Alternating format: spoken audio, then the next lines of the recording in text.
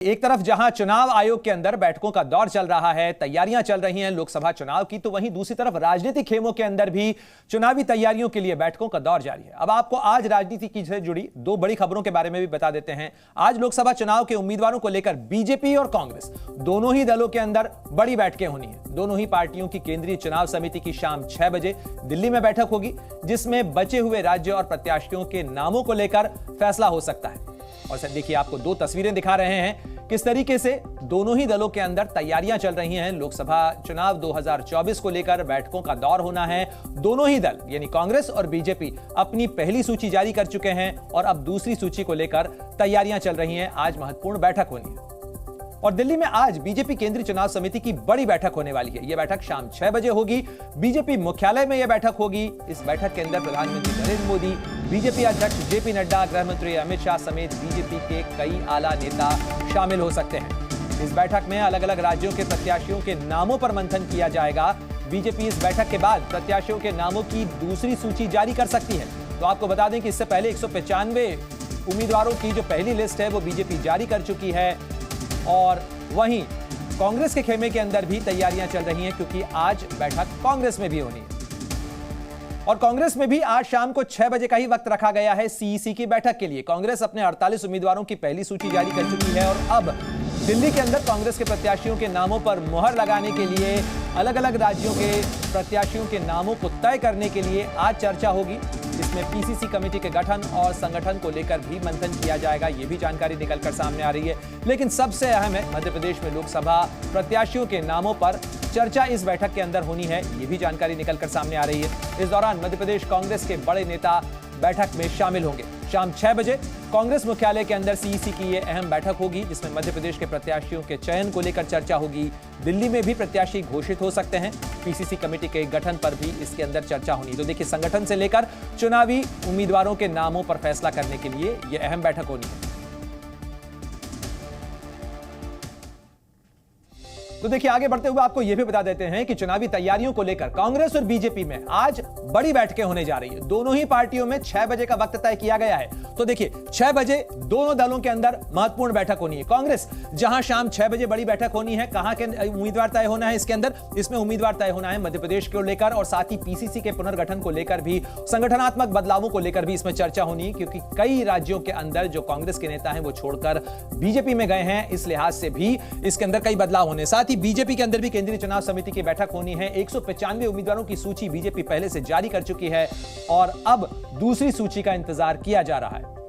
और देखिए, बीजेपी और कांग्रेस दोनों ही दलों के अंदर किस तरीके से चुनावी तैयारियां चल रही है वो हम आपको बता रहे हैं लगातार। तो देखिए, बीजेपी में उम्मीदवार 195 घोषित किए जा चुके हैं। साथ ही गठबंधन के जो दूसरे दल हैं उनके साथ भी किस तरीके से सीटों का बंटवारा हो, किस तरीके से सीटों की साझेदारी हो, उस पर चर्चा होनी है। साथ ही कांग्रेस की अगर बात करें तो उम्मीदवार करीब 39 घोषित हो चुके हैं इसके अंदर गठबंधन के, और बिखरता जो कुनबा है वो एक बड़ी चुनौती के तौर पर यहां उभरता हुआ नजर आ रहा है। और ऐसे में कई महत्वपूर्ण बदलाव इस सिलसिले में किए जाने हैं।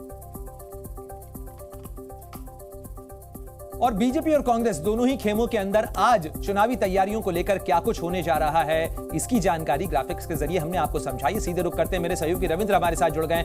रविंद्र, अगर बात की जाए, एक तरफ प्रधानमंत्री मोदी का धुआंधार जो विकास यात्राओं का दौरा है वो लगातार जारी है, वहीं दूसरी तरफ आज केंद्रीय चुनाव समिति की महत्वपूर्ण बैठक होनी है, जिसमें दूसरी सूची आने की उम्मीद की जा रही है। कौन कौन से वो राज्य होंगे, क्या होगा आज की बैठक का फोकस?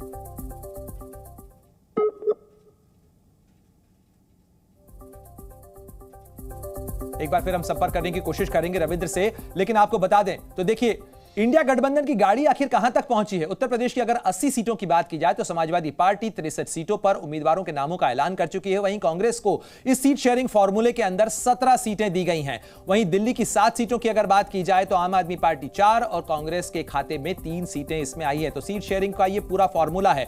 जो गुजरात के अंदर 26 सीटों के अंदर अगर आप देखें तो कांग्रेस ने 24 सीटें लड़ने का फैसला किया है, तो वहीं आम आदमी पार्टी को इसी खाते से 2 सीटें दी जाएंगी। वहीं अगर पंजाब की बात करें तो पंजाब में 13 सीटें हैं, लेकिन 13 सीटों के ऊपर कांग्रेस और आम आदमी पार्टी आमने सामने नजर आ रही हैं। यहां पर अभी तक फैसला नहीं हो पाया है। वहीं बिहार की 40 सीटों को लेकर भी अभी फॉर्मूला तय नहीं है। चर्चाओं में कई फॉर्मूले सामने आए। वहीं अगर पश्चिम बंगाल की अगर बात करें तो 42 सीटों के ऊपर कांग्रेस को इस गठबंधन की कवायदों में बड़ा झटका लगा है, क्योंकि गठबंधन नहीं हुआ है और टीएमसी ने तमाम उम्मीदवारों के नामों का ऐलान कर दिया है। वहीं महाराष्ट्र की अगर बात की जाए तो 48 सीटों पर भी अभी फॉर्मूला तय होना बाकी है। तमिलनाडु की 39 सीटों पर भी फॉर्मूला अभी तय नहीं हुआ है।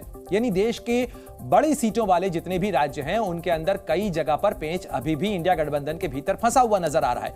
वहीं अगर बात की जाए एनडीए गठबंधन की, तो बिहार में एनडीए का भी टेंशन क्या बरकरार है? यह सवाल इसलिए पूछा जा रहा है क्योंकि चाचा भतीजे के बीच तकरार और रार देखने को मिल रहा है। बात कर रहे हैं लोक जनशक्ति पार्टी की, क्योंकि हाजीपुर सीट के ऊपर दावा किया जा रहा है पशुपति पारस ये सीट नहीं छोड़ेंगे। वहीं जमुई जाएंगे क्या चिराग पासवान? यह भी सवाल खड़ा हो रहा है। सीधे रुख करते हैं इस गठबंधन की सियासत पर भी और साथ ही बीजेपी की केंद्रीय चुनाव समिति की आज होने वाली बैठक के लिए। सीधे चलते हैं मेरे सहयोगी रविंद्र के पास। रविंद्र, अगर बात की जाए आज की बैठक की, तो आज प्रधानमंत्री मोदी भी इस बैठक के अंदर रहेंगे। एक तरफ वो विकास यात्राओं के अपने दौरे को लगातार सघनता से जारी रखे हुए, लेकिन आज जो सीईसी की बैठक होने वाली है उसमें किन राज्यों पर फोकस होगा और कितनी सीटों का ऐलान की उम्मीद की जा रही है?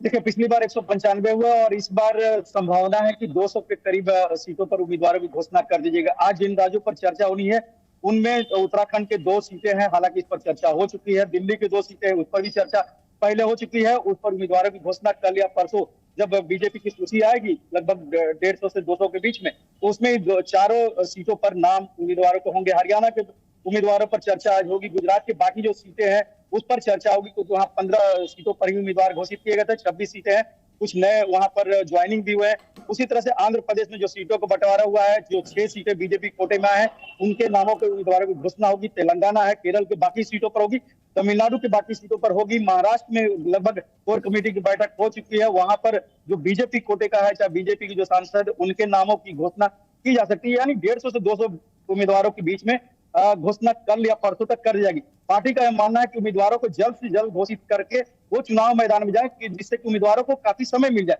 जहां तक बिहार की बात है, तो बिहार में देखिए, बिहार को भी चर्चा होती थी कोर कमेटी में, और यहाँ पर जो बीजेपी की अपनी सीटें हैं उनके उम्मीदवारों की घोषणा की जा सकती है। ये भी कहा जा रहा है जो दूसरी सूची आएगी। हाल ही में गृह मंत्री अमित शाह जो हैं वो बिहार के दौरे पर गए थे, उन्होंने वहां पर बीजेपी के नेताओं से भी चर्चा की थी, जो जेडीयू के नेता हैं उनके साथ भी चर्चा हुई थी। सीट शेयरिंग फॉर्मूले को लेकर कुछ सीटों का प्रस्ताव संजय झा की तरफ से उन्हें दिया भी गया था, लेकिन क्या एलजेपी को लेकर अभी भी रार और तकरार फंसी हुई है? क्या उसको सुलझाने की कोई कोशिश और कवायद चल रही है?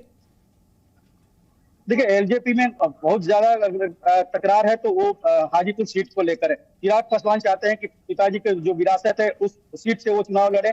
पशुपति पारस कर रहे हैं कि वो उत्तराधिकारी हैं, पिछली बार वहां से उम्मीदवार थे, तो वो ये सीट छोड़ेंगे नहीं।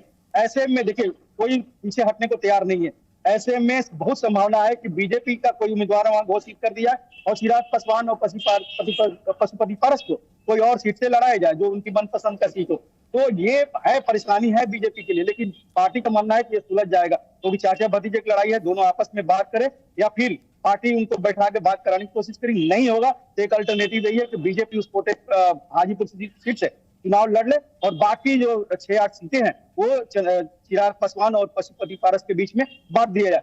वो हालांकि तकरार है, लेकिन संभावना है कि ये सुलझ जाएगा। गठबंधन के तमाम तारों और समीकरणों को साधने की कोशिश में इस समय एनडीए का खेमा भी नजर आ रहा है, साथ ही जो दूसरा खेमा है वहां भी तकरार लगातार चल रही है। जी न्यूज़।